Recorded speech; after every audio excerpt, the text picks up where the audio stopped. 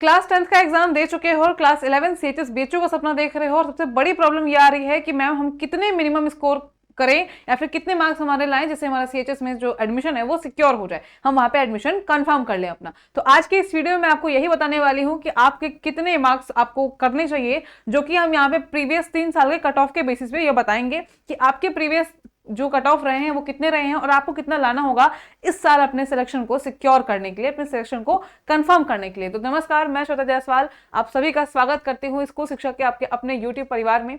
तो जल्दी से यहाँ पे आ जाइए और वीडियो को स्टार्ट से लेकर एंड तक जरूर देखिएगा, तभी आप यहाँ पे ये एनालाइज कर पाओगे कि कट ऑफ जो है हमारी कैसे कैसे बढ़ रही थी ईयर वाइज और इस साल हमें कितनी मेहनत करनी पड़ सकती है।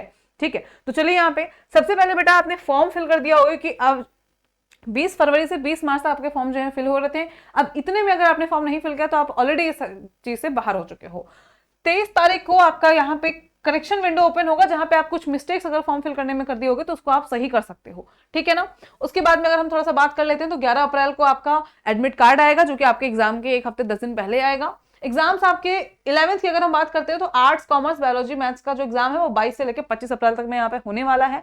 इसके साथ में आपकी एलिजिबिलिटी जो होनी चाहिए, आपकी 18 साल से उम्र कम होनी चाहिए और आपके नंबर ऑफ सीट्स जो है वो हम यहाँ पे देख लेते हैं। अब इस चीज के बारे में जो आप जानते हो, सबसे पहले बात बेटा कि आपके जो यहाँ पे सीट है, ठीक है ना, क्लास 11th के लिए अगर हम बात करेंगे, जैसे यहाँ पे 11th के लिए मैथ स्ट्रीम के लिए 54 सीट है आपकी बॉयज की, बायो स्ट्रीम के लिए आपकी 27 सीट है, आर्ट्स स्ट्रीम के लिए 14 सीट है और कॉमर्स स्ट्रीम के लिए 13 सीट है बॉयज के लिए।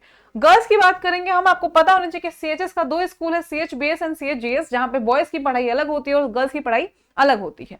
गर्ल्स की सीट जो यहाँ पे क्लास 11th मैथ स्ट्रीम के वो 13 है, बायोलॉजी के लिए 13 है, आर्ट्स स्ट्रीम के लिए 15 है और कॉमर्स स्ट्रीम के लिए 20 है।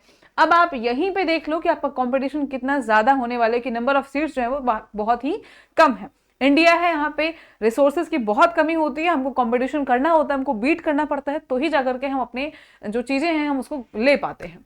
ठीक है, तो अब ये रहा आपका एक कंपटीशन, आपका टफ होने वाला है। उस कंपटीशन के लिए आपको कितना स्कोर करना पड़ेगा जिससे आप अपने एडमिशन को सिक्योर कर सकते हो, कि अभी आपके पास 30 दिन है।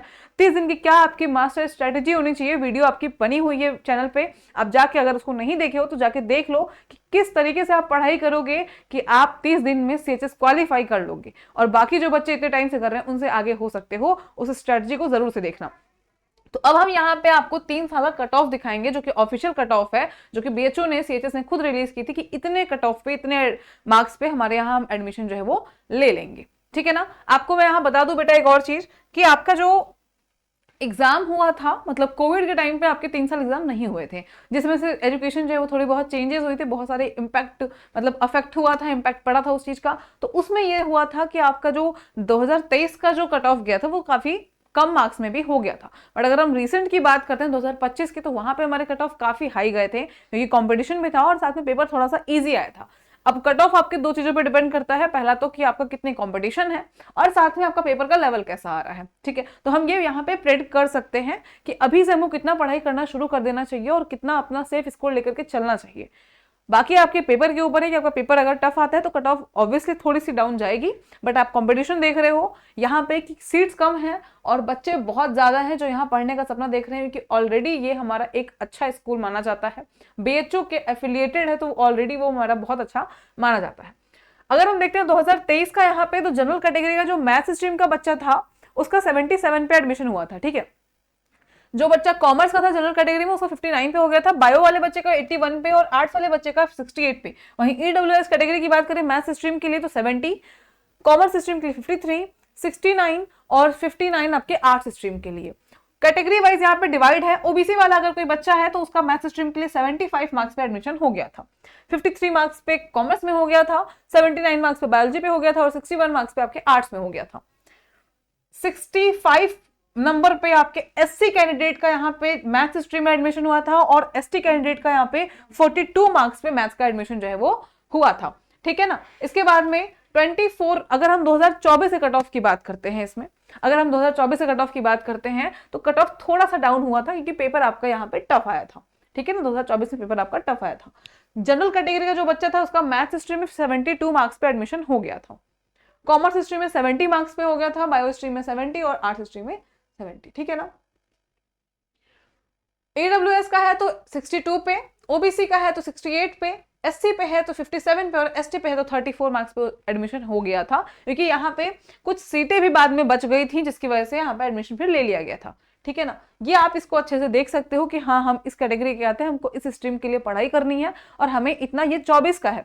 बट अगर हम रिसेंट, सबसे ज्यादा जो हमारा यहाँ पे इंपॉर्टेंट है वो रिसेंट का है, और आप रिसेंट के जब कट ऑफ को देखोगे जो कि हमारा जनरल का है, और 90 मार्क्स पे मैथ्स के बच्चे को, क्योंकि हाईएस्ट जो नंबर आए थे यहाँ पे इस बार CHS 11th में जो बच्चा टॉपर था उसका 97 मार्क्स आया था। ठीक है, तो उसके आधार पे अगर हम देखते हैं तो यहाँ पे मैथ स्ट्रीम पे 90, जिस बच्चे की जनरल कैटेगरी का बच्चा था 90 मार्क्स आए थे उसका एडमिशन हुआ था। कॉमर्स का था उसका 80 नंबर पे हुआ था, बायोलॉजी वाले बच्चे का 81 नंबर पे हुआ था, और आर्ट्स वाले बच्चे का 86 मार्क्स आए थे तो उसका एडमिशन यहाँ पे हुआ था।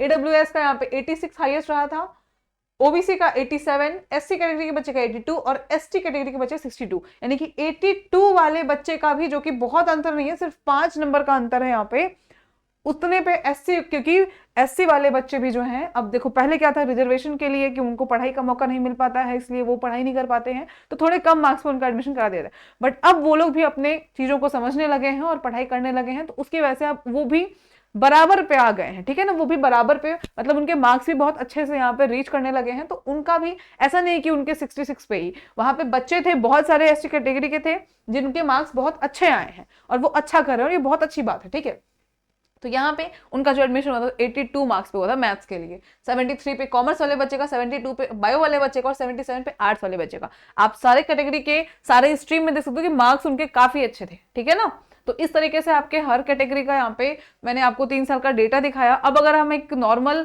सेफ स्कोर की बात करते हैं तो बेटा आपको भी अपने सेफ स्कोर के लिए आपको 90+ मार्क्स को लेकर के चलना है, आप चाहे किसी भी कैटेगरी से होंगे, आप उतना लेकर के चलो कि हमारे पास 30 दिन है और हमको 90% करना है। यहाँ पे इसको करने के लिए करना क्या है आपको, मतलब कैसे पढ़ाई करनी है, तो पहली चीज आपको यहाँ पे कि अगर आपका 50% रेडी है तो आप क्या कर सकते हो कि आप YouTube से पढ़ाई कर सकते हो। बहुत 2-3 YouTube चैनल हैं जो जनरली अच्छा पढ़ाते हैं, तैयारी कराते हैं। ठीक है ना, आप उनमें से किसी एक का देखो और जिनका आपको बेस्ट लगता है आप उनका पढ़ाई करना शुरू कर दो।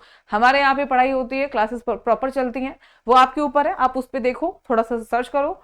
ठीक है, आपको जिसका समझ में आता है उसकी क्लासेस जो है वो यहाँ पे कर सकते हो। दूसरी चीज आती है बेटा कि अगर आपका तैयारी नहीं है, आपको नहीं पता कि आपका बेस कैसे आपको शुरू करना है, कहाँ शुरू करना है, सिस्टमैटिक वे में, स्ट्रक्चर्ड फॉर्म में आपको कहीं पे मिल नहीं पा रहा है, तो आप एक बैच ले लो। सबसे बेटर ऑप्शन रहता है एक बैच ले लो। और उस बैच के लिए 30 दिन का हमारा यहाँ पे कोर्स टाइम बचा था, तो हमने यहाँ पे अभी क्रैश कोर्स लॉन्च किया जहाँ पे हम सब कुछ आपको डिटेल में पढ़ा रहे हैं। ठीक है, आपको लाइव क्लासेस मिल रही है, साथ में रिकॉर्ड भी मिल रही है, PDF नोट्स भी मिल रहे हैं ताकि आपका लिखने का जो समय है वो भी बच सके।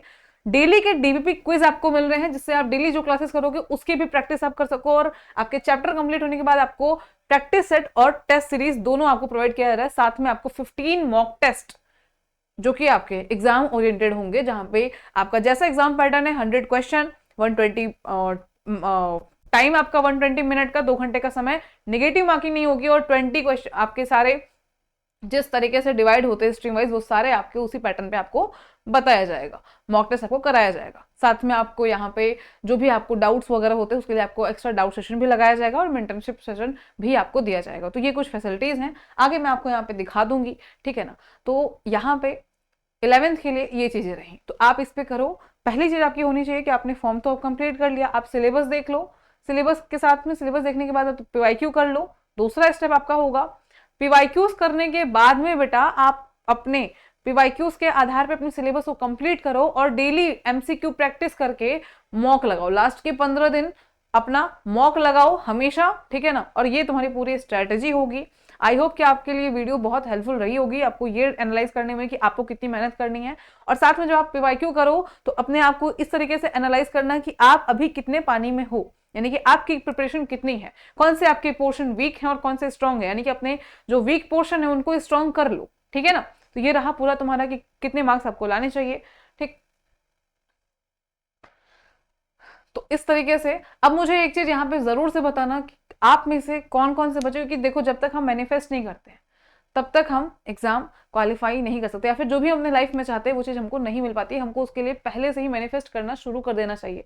तो आपसे मेरी एक रिक्वेस्ट है कि आप मुझे कमेंट सेक्शन में जरूर से बताओ कि आप कौन से स्ट्रीम के लिए एग्जाम देने वाले हो और किसको लगता है कि 2026 में आप CHS क्वालिफाई कर लोगे। तो मुझे ये कमेंट सेक्शन में एक बार जरूर से बताना और मैनिफेस्ट करो कि आप क्वालिफाई कर लोगे। ठीक है, कौन से स्ट्रीम से हो और कौन से डिस्ट्रिक्ट से हो, ताकि मुझे ही पता चले कि मुझे कौन कौन से डिस्ट्रिक्ट से हमारे बच्चे जो हैं यहाँ पे CHS के लिए आना चाहते हैं, पढ़ना चाहते हैं और तैयारी करना शुरू कर दिए हैं। Thank you so much. और भी अपडेट्स के लिए चैनल को सब्सक्राइब कर लीजिए। जो भी अपडेट्स होंगे वो आपको इसी चैनल पे सबसे पहले बताया जाएगा और आपको सिलेबस की, स्ट्रैटेजी की बाकी वीडियोस भी आपको इस चैनल पे बनी हुई हैं, तो आप उसको अगर नहीं देखे हो तो जाकर के देख लो, जो कि आपकी तैयारी के लिए बहुत इंपॉर्टेंट है। Thank you so much.